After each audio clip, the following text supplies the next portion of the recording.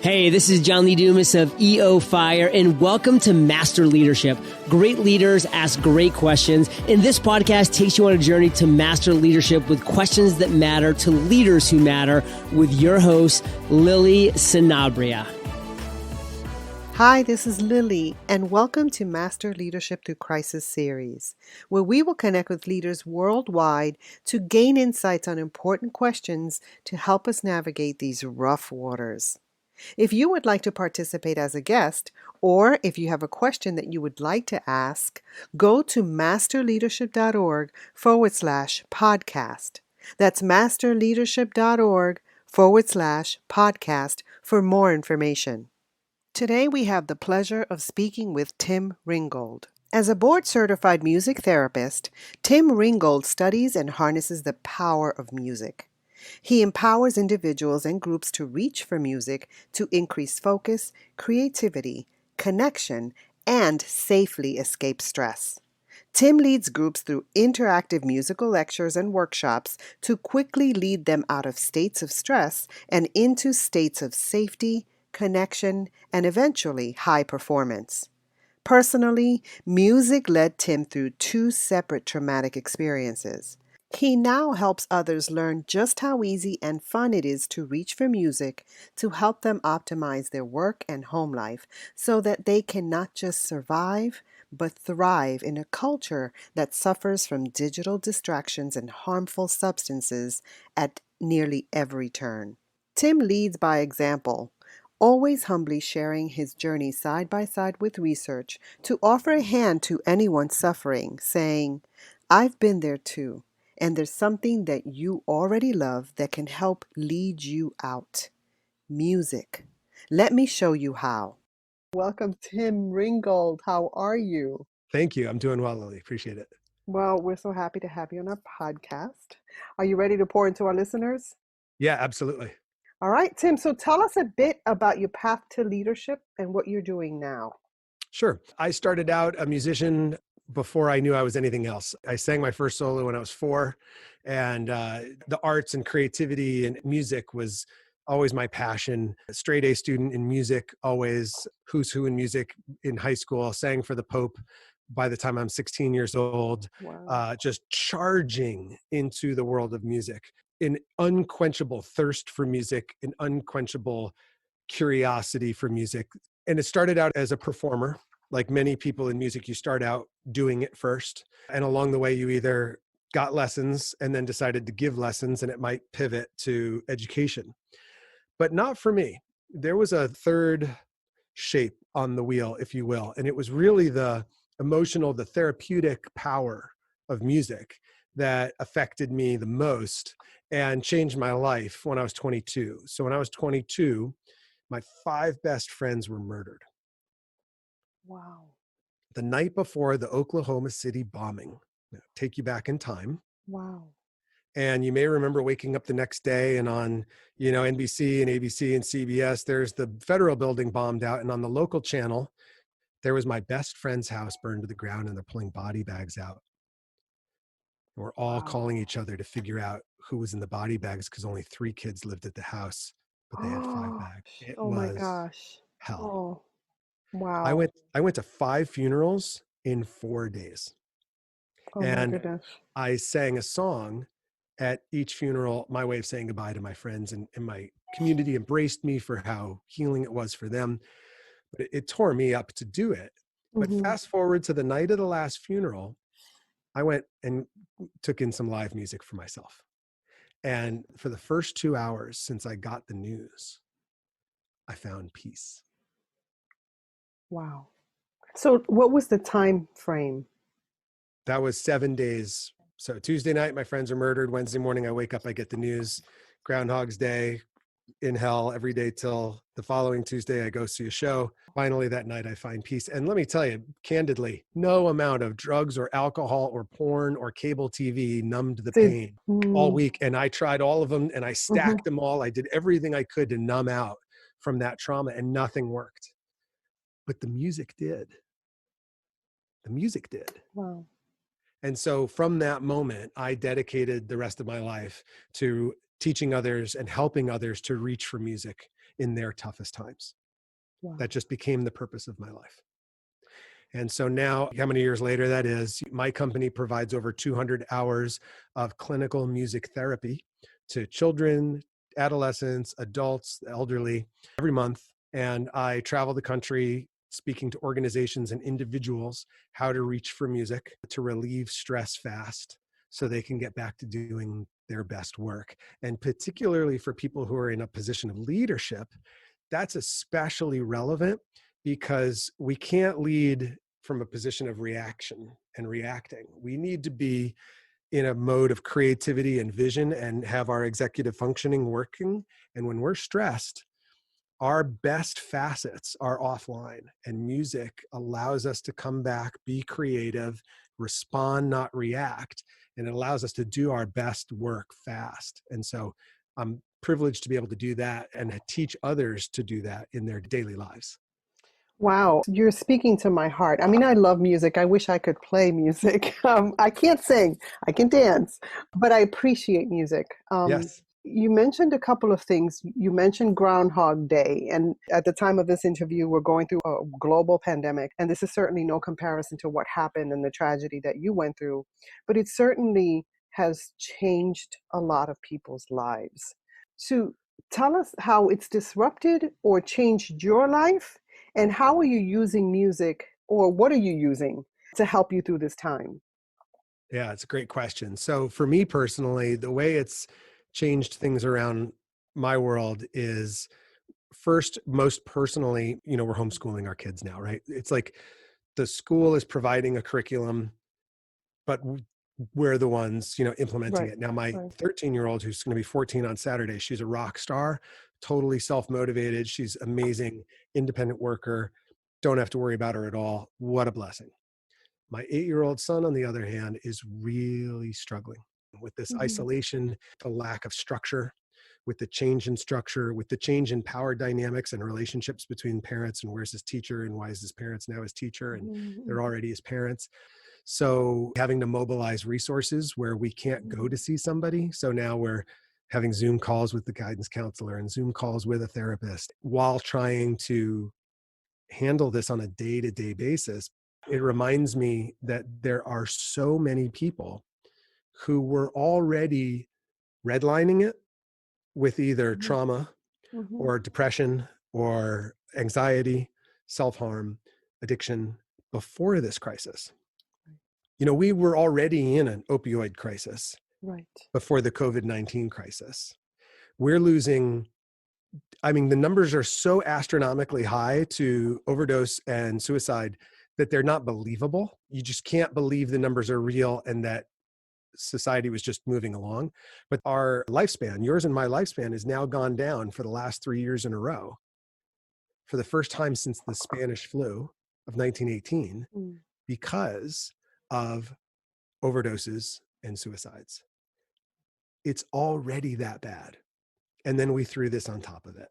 So we're just pouring kerosene onto the fire. And so the collateral damage in the mental health world, which is where my company really sets up and does most of its work, is working with teens and adults who are struggling with addiction, depression, and anxiety. Just treating COVID-19 is challenging enough. Treating the mental health challenges that we're having from anyone who's had trauma before and is being re-triggered by this, we're not ready to handle that. And we're practicing social distancing, which means it's logistically really challenging to get people into treatment and to go treat them once they're there. Mm. So for me, in my lens as a music therapist and as the owner of a music therapy company and a leader in my field, I gave the first TED Talk on music therapy in 2012. This is a whole nother level of challenge and is heartbreaking. Mm. Well, So, what's the name of your company and how can we get a hold of you? Sonic Divinity is the name of my company. Mhm. We're online at sonicdivinity.com. And I'm sure after hearing this, a lot of people would be interested in what you do. So, what's the process now? I mean, I'm sure it's changed a bit. So, what would Right. happen? I'm interested. Listen, I need music in my life, Tim.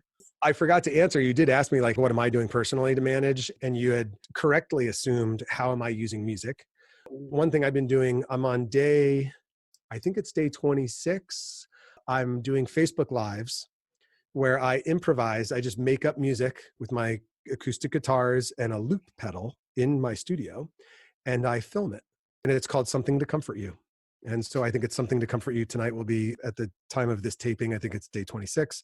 So I'm providing, roughly 30 minutes of relaxing music, inspiring music online every day. And what that's done for me is it's allowed me to connect with my instruments and let my instruments talk and process, because language is a bridge, but it's also a toll booth, because you got to have the right words to get the energy out.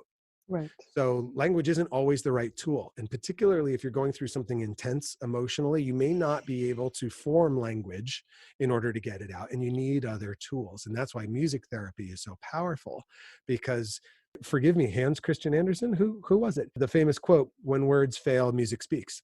Mm-hmm. We've all had that experience personally. Mm-hmm. Music has spoken right to our hearts. A songwriter sings lyrics from our life. Our life. Right. How'd you do How'd that? you know? How'd you know? That's me, right? And I tell you, when I'm speaking at conferences or at retreats or workshops, like, I'll ask, how many people, raise your hand if you've had a song come on where the lyrics told your story better than you ever had, and you never told anyone. And hands go up all around the room. And they have this look like deer in the headlights, like, Right. how did you know that? Mm-hmm. That's because that's why music is so personal and so powerful, and why, regardless of if anybody considers themselves a musician or not, I've rarely met someone who doesn't consider themselves a music lover. Yeah. Because it does that. It makes that connection, to our heart. Right. And so it's been a great tool for me to express, which just means get out, to express this stress that I'm under every day during this. And again, we touched on it at the beginning. There's just this rate of change that we're not used to as adults. Now, an infant, early childhood, toddler, even primary school age kid can handle high rates of change, because they're undergoing neurological change and physical change at exponential rates. So they have like a change gear. But as we hit adulthood, we kind of plateau in the change meter. It really flattens out. And we go through entire decades that become very synonymous. Like your 30s might look alike, right? Or your 20s might look alike, or your 40s might look alike. Like we start to talk about decades of time. We're changing by the day right now. Right. We are not psychologically equipped. We do not have the coping muscle built. We have not been practicing how to pivot this frequently globally, meaning not just individually, collectively as a society, but in every area of our life simultaneously. And that's very stressful on each one of our brains. Our brains are exhausted right now, cognitively, emotionally exhausted, because we're having to make decisions on things that used to require no decision making. No, right. We're exhausted. Right. And so that stress builds up in our body. And I don't care who you are, everybody reaches for something when they get stressed. That's the way the brain's designed. It's just designed to try to self-soothe and calm down when we're stressed. And so one of the beautiful things about music is that when you listen to the music you enjoy or you make it, your brain turns off the stress response. That's powerful, because that's faster than any oral medication. Even if you have anxiety and you're on medication, let's say you have stress in the middle of the day, there's nothing you can take for it. You have to rely on coping skills at that point. And engaging with music will turn that stress off faster than anything else. So it's an incredibly powerful tool at a time like now. And so I reach for it multiple times a day. And my topic, which I usually speak at events on, is, how to relieve stress fast so that you can increase focus, increase creativity, and increase connection for your company or for your individuals. Boy, is that relevant now, because we're all having to turn off the stress multiple times a day.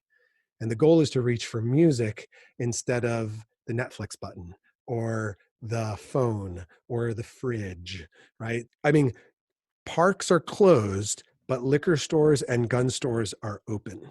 Because they're essential. Can we just have a collective shaking of our heads right now? I heard that in a coaching call earlier today. Someone made that comment and I just sat there going, are you kidding me? Right? So we know why parks are closed. Yes. But the other stuff, it just right? doesn't. mind blowing. The things that are good for us versus the things that are, Right. seems like not so good for us. Right. And so you have a Facebook group? So I do the Facebook Lives. You can just go onto Facebook and find me on Facebook. I post all those on Tim Ringgold. So / Tim Ringgold with 2 G's. And I run a membership program called Reach for Music for people who want to have accountability and community in their relationship to using music as a practice. So for you and me, we grew up thinking about music as entertainment or education, and it was very valuable. But Right. this real personal way we all use it is really for therapeutic. It's for our own self-care. And so when we reach for music to help manage our own stress, I can listen to it, I can make it, I can write it, I can relax to it, I can dance to it, like you like to dance to it, right? Mm-hmm. There's all kinds of ways I can do it. And just like a yoga practice, if you sign up and you go to your local yoga studio for lessons, you're more likely to do yoga because you're doing it in a community. You've got accountability. You've put a little money in the budget, like a stake. What I find is that for years after I would speak at conferences, people would be inspired to pick up an instrument again or learn a new instrument because they were like, yeah, music, this is great. I'd get an email from them. I'm going to do this. And then maybe I'd see him a year later and I'd speak at a conference. Oh, how'd that go? Oh, I haven't Right. played. I stopped. So, the reason people fail at New Year's resolutions, they try to do them on their own, Right. right? So they have the knowledge, but they don't have the accountability. They don't have the community. So my program Reach for Music gives them those two missing tools so that they can have structure to reaching for music as a part of their daily self-care, just like exercise or yoga or meditation. Music is as fundamentally important to us managing the stress we're all under right now. And it's just as effective. And I appreciate that. Most of my work is in schools. I coach teachers and leaders. So how do you do that with schools? Well, yeah, let me immediately share what I would recommend is that in school, the lens that we often think of music through is an educational lens, Mm-hmm. and that we need to learn to perform, and that there's value in learning to perform. And there is. However, there's a quicker win with music with young children than trying to get them to get together in a group and perform the same piece of music and have it sound like a piece of music. And that is just engaging in music just for the benefits of the connection. So there's a bond that happens when we make music together because we engage in rhythm. So they did some really fascinating research with early childhood, with young kids and rhythm. And they found that if kids move together in rhythm and they sync in rhythm, their empathy goes up. So the research was they would have the kids move and bounce to rhythm. And then the investigator would drop a jar of pencils. And they'd have two sets of kids who didn't bounce in rhythm and do rhythm activities, and then they'd drop the pencils, and kids who got connected with the investigator with rhythm and movement, and then dropped the pencils. The kids who had gotten connected in rhythm overwhelmingly reached out to help pick up the pencils. The kids who weren't connected in rhythm didn't reach out and help.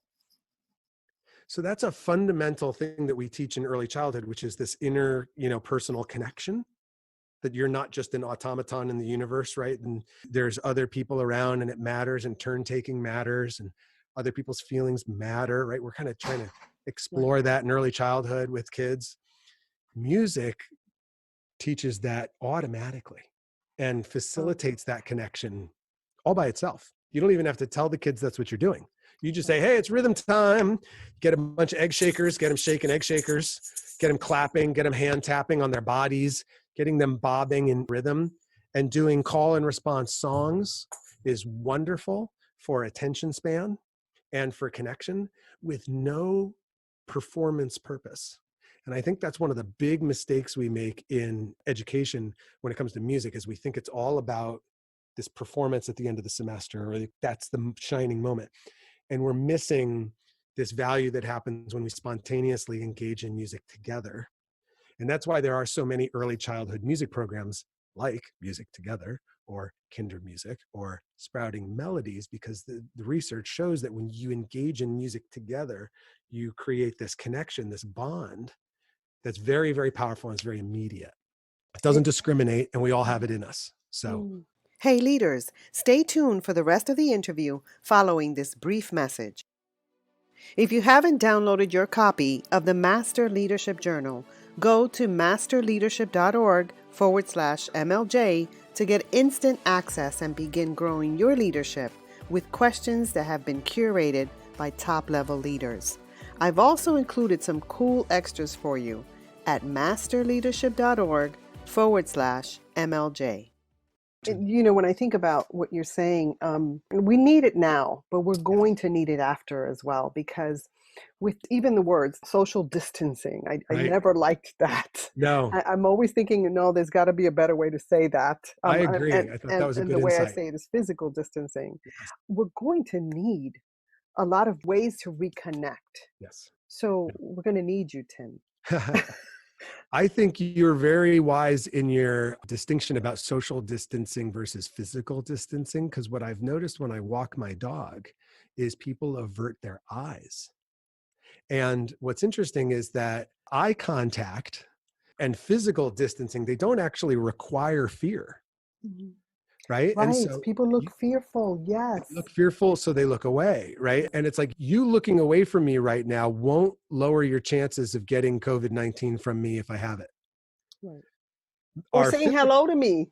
Yeah, saying hello, smiling. Right. And as humans, we're Right. pack animals.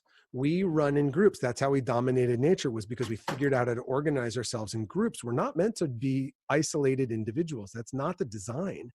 So we really need to learn what are the safe ways we can lean on each other right now and what we really need. And I think this is going to be a big wake up call to a trend that was already happening, which was, thanks to technology, our physical engagement, our eye engagement, this engagement was already seeping away. I mean, I watch it with my kids. Daughter doesn't know how to talk to her boyfriend on the phone. They text, right? And so we're already watching this level of engagement dropping because of technology. And I'm really concerned that this is going to just speed up that process. So one of the things I'm doing in my neighborhood, in addition to doing Facebook Lives for everybody around the world every night, every Saturday, my neighbor puts out an extension cord.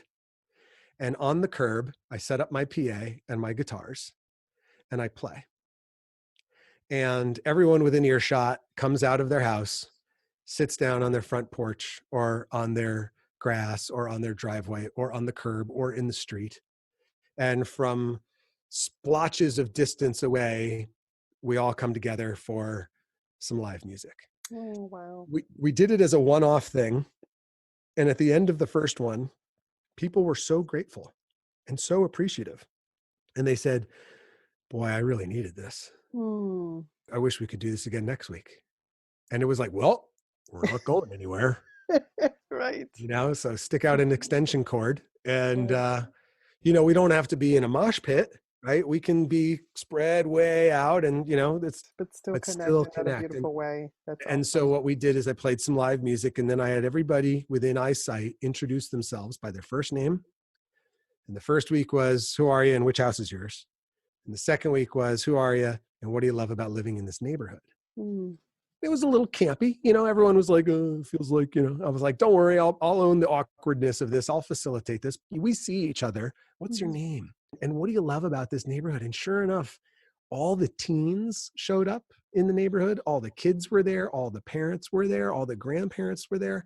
And every single person, there was quite a few people.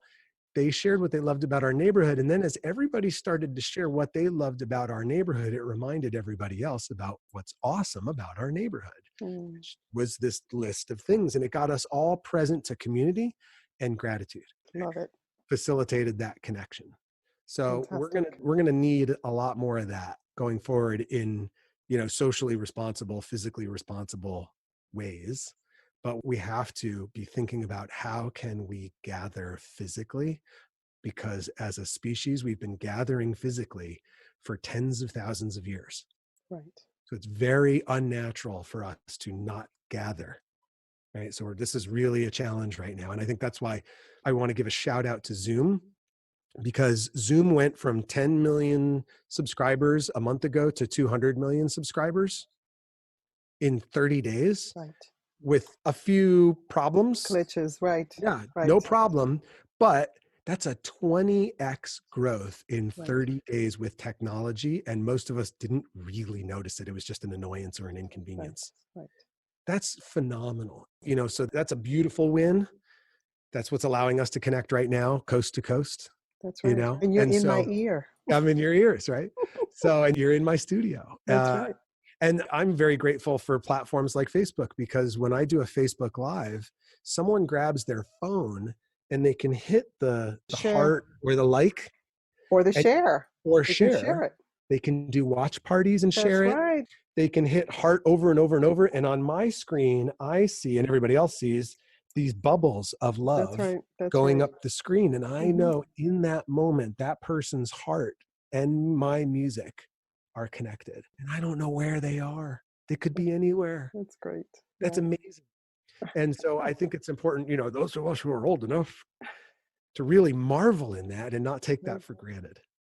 One of my mentors lives by the ocean, and so he Okay. films the sunrise Oh, every morning. And so I host that watch party because I'm nowhere near a beach. So those are ways that we stay connected. And even you mentioned Zoom. I do Zoom, wine chats with my friends, and we drink yes. wine and we hang out and we answer That's right. questions. So it's being intentional about Yes. staying connected and being socially connected still, Yes. even though this Yes. is happening. So, Tim, when you think about leadership today, Yep. what concerns you the most and what are you most hopeful about? It's a really great question. I was thinking about this before, like, what am I noticing?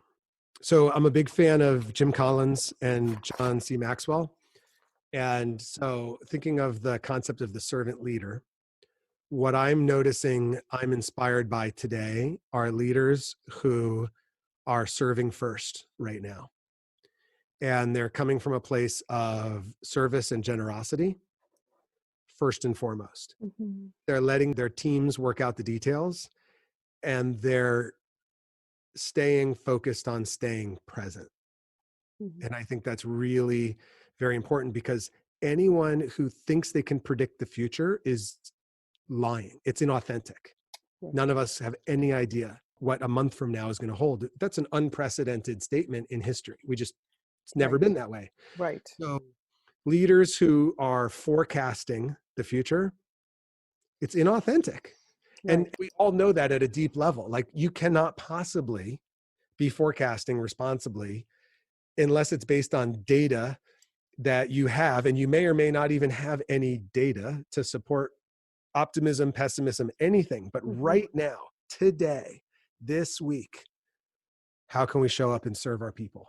The leaders who have focused on that in their messaging and in their Mhm. actions, Mhm. that's impressed me and that's inspired me and that's empowered me as a leader as well to go Mhm. model that. If I'm looking through a lens of leadership in the world today, those who are inspiring me are those who are staying present. Because I think one of the things that's important to understand is that there is only one place in time that we have any control, and that's in the present. We don't have any control over the past. We don't have any control over the future. Conceptually, that's like a nice esoteric conversation. But it's really relevant right now, because none of us know if our kids are going to be graduating in a gym in a month from now or not, but probably not. But Mhm. we don't know for sure. Mhm. We don't know if they're going to summer camp this summer. Right. All the summer camps are all sitting there, right? Is Right. my kid's 8th grade graduation going to be virtual or live? No, Mhm. we don't know. We can't know that. That's very disempowering for the brain to be thinking about future events that it has no control over. Mhm. The only place that I can have any control is in the present moment. I can control how I move my body. I can control what I put in my mouth, and I can control what I focus on only in the present. So leaders who are staying there and encouraging their people to stay there, that's empowering for their people. I don't know if leaders necessarily would know how to break all that down, but those who are doing it are doing a huge service to their people. Great. Thank you. So, Tim, Denise Liebetrau, she was a guest on our show, and she wants to know how you're leaving a legacy during this time, because legacy is important in leadership. Yeah, absolutely. I couldn't agree more. And I think when we look at outcomes, we're always focused on outcomes. And an outcome is like a short-term concept, but a legacy is more of a long-term concept. And a legacy is really the sum total of outcomes over time. And they speak for themselves. So outcomes are actions that have been completed. And developmentally, children learn through action and they model through action, as do grownups. So walk the walk, right? Walk the walk. So children model the emotional well-being of their parents. So if their parents are stressed and uneasy, the kids are stressed and uneasy. Or the parents fight and raise their voice, the kids fight and raise their voice. So what we do is we model behavior of those who lead us. So that's what it's like at home. If I'm at an organization and my boss is late, cool, late's tolerated. I'm going to be late. Right. If poking fun at colleagues is tolerated, cool. Okay, I got the green light to poke fun. Okay, that's what the culture's like around here. Okay, that is what gets left behind. It's like the wake behind all of the actions, right? So my actions cause my outcomes. My outcomes over time are my legacy. I think it's very important for us to understand that an outcome is just a moment in the chain of your legacy. And so you can't say at the end of a bunch of outcomes, oh, I want things to be one way. You've already said how it's going by the sum total of your actions. Right. You can't wait till the end of your life to say, oh, I want to leave a legacy. No, you already did. What is my legacy? That's right. Just ask. You left it. It's in the rear view mirror, honey. It's already there. And I'll tell you a story. So as humans and family, my company worked with teens, adolescents who are struggling with addiction, mental health issues, and they're in treatment. And at first, one of the first treatment centers I worked at was like 30 grand a month to send your kid to this treatment. It's a really expensive treatment center. Parents had a lot of money. You know what the parents didn't have? A time machine. Because if they did, they would have gone back in time and would have been there for their kid. So by the time the kid's a teenager, the legacy the parent left was unreliable, conditional, and focused on things over relationships. That was the parents' legacy that they left behind through their actions, what they said and did, and what they didn't say and didn't do. Yeah. And I think that's really what we have to keep our eye on is like, you already have one. It's your past. So if you want a new legacy, you need to change your actions in the present. Right. You need to pivot that and be intentional, but also have people speak into your life because oftentimes we don't see what's in front of us, right? Absolutely. And I think we're in the frame of our own life. And I think that's why it's like, you have to have mentors, you have to have coaches, you have to have people who are compassionate and curious, but they're not the main event. They're not the star of your story. They're just observing your story. You're the star of your story. And so it's hard for you to get out of your own story to see what you are or aren't doing. And so you may have a blind spot that's just out of view. What's happening in that blind spot is affecting your legacy without you even realizing it. And so I think that's why coaches and mentors are vital, because they're the ones who will call out your blind spot so you can pivot. Right. Thank you so much. That's a great answer. Love it. Now, as a listener of our podcast, what are some questions that you would like future leadership guests to respond to? Yeah, the one I struggle with, and I'd love to hear more about, is, your team as a leader is heterozygous. What's the right word? They're not all the same. Everybody's got a different personality. I mean, by nature, they're not cogs in a wheel. They're human beings, individual case study of one. And they could have gone to the same school and had a different experience. They could come from the same internship, different experience, right? So you've got different employees, different people under you that you're trying to serve. And do you try to get them to buy into your leadership style, or do you adjust your leadership style to meet them where they are? And is that possible at scale? Like, I'm really curious about that. Because I can see if you run a small business or you have a small team that you could pivot a little bit depending on who you're working with. But at a certain point, when you're trying to scale, that would break. And then so how do you facilitate meeting people where they are, validating that not everybody's the same and they have different needs? As a leader, how do you balance that? Great question. So is there anything else you'd like to share with our listeners?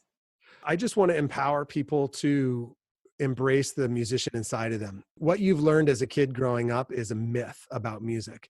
You were told it's hard, it's expensive, it's time consuming, and you have to have talent. It's not true. So if you can tap, snap, clap, I can do that. rap, check, 1, 2. Watch this one. If you can scratch an itch, no joke. Everybody scratches. Oh, there's music. That's Everybody scratches in perfect rhythm. So you are a walking, talking, breathing rhythm machine. You can't not be. I mean, everything you do, your body runs on rhythm. So you are a rhythm machine. It's just coordination. It's just practice. Everybody who practices at music gets better at music. And so you just do the thing you like the most. If you don't like to sing, don't sing. Shake and dance. Shake your booty. That's great. That's all that was required. If you like to sing, let it rip. And the beauty of music is when you're listening to music and you're singing along or dancing along or tapping or playing your guitar to it, whatever, the music never stops if you sing a wrong note or if you can't keep the beat. It accepts you exactly where you are. And I think it's one of the most beautiful things about music is it is unconditional in its acceptance of its listener. Music's amazing like that. And we're always afraid to engage with it. We want to be a spectator. No. It totally accepts you where you are. Like I have a drum set and I'll play along with a song. And there's certain parts I can't keep up with. Like I don't know how to do them. I'll just play this and my feet won't do anything. Well, the music doesn't stop and say, hey, Tim, I noticed you're off a little. Yeah. Doesn't care. So I just play with my arms until I get that part down. And then I try to add my feet and I'm like, woo, I'm doing it. Wherever you are with your relationship with music, it's really important to engage with it and not just be a spectator. Because when you engage your body with the music, that pulls you into the present moment. And that's the only place you got any control in this whole mess. Reach for music. You know, Tim, I love your passion. I'm absolutely engaged. You've inspired me tremendously. Awesome. This has got to be one of the most connected interviews I've had. Wow. Awesome. Yeah. And you're just oozing that connection. And I love that. All right. So Lily, I want to give a gift to all of your listeners because we all need tools to relax in a healthy way. So for like over a decade, one of the things I've been doing is personally leading people through a musical guided memory experience that I like to call the Relaxation Vacation. Ooh. So I'd like to give it to your audience as a gift. It's basically me walking you through a memory that you've had where you were happy, healthy, connected, safe. And I use music to bring you back to that place in about a 10 to 15 minute window. And so when the stress of the present moment is getting too much for you, you just go into another room, you put in your earbuds, and you take a vacation without having to leave your house. Okay. Love it. So all your listeners would have to do, it's a special dedicated website just for your listeners. It's ml.sonicrecovery.com. Thank you so much. You're welcome. No www, just ml.sonicrecovery.com. And when your listeners go there, they'll see my happy face and I'll be like, hey, thank you so much for checking me out on Lily's podcast, Master Leadership. Here's that gift I was telling you about. Just put in your name and your email address and I'll give them the instructions. I really appreciate the time we've had together. Thanks so much. That was fun. That was really fun. All right. Have a great evening. Yeah. Have a good rest of your day too. Bye. Bye. In closing, here's a quick message. Coaching is the art of influence that underpins leadership in the 21st century. It is the very thing that can get you from being stuck to being extraordinary. So go to masterleadership.org and sign up to get a free coaching session. Until next time, continue to ignite that leader in you.